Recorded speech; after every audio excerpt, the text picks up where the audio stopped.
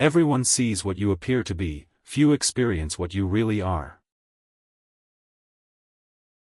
If an injury has to be done to a man, it should be so severe that his vengeance need not be feared. The first method for estimating the intelligence of a ruler is to look at the men he has around him.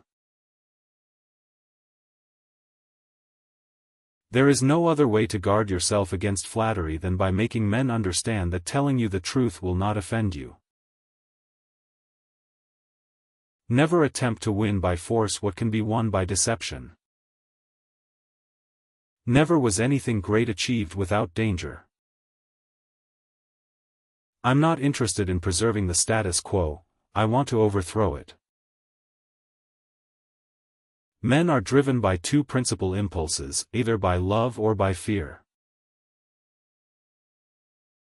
It is not titles that honor men, but men that honor titles.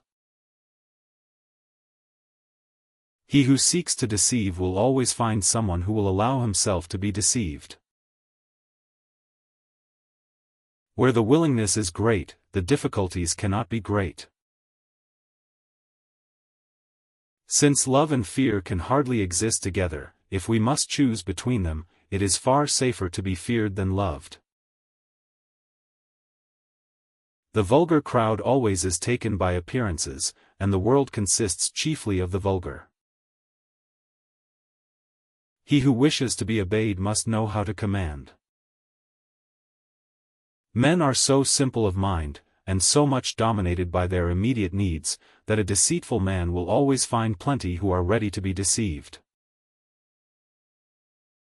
A man who is used to acting in one way never changes, he must come to ruin when the times, in changing, no longer are in harmony with his ways.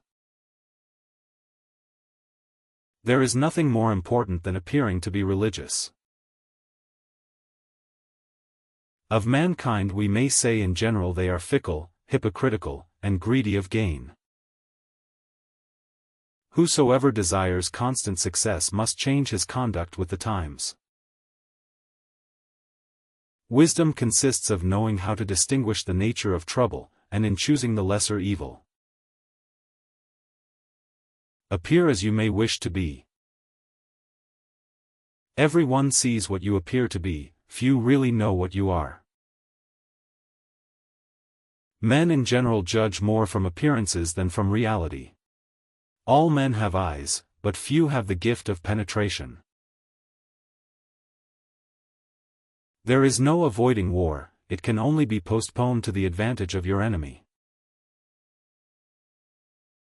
It is better to act and repent than not to act and regret.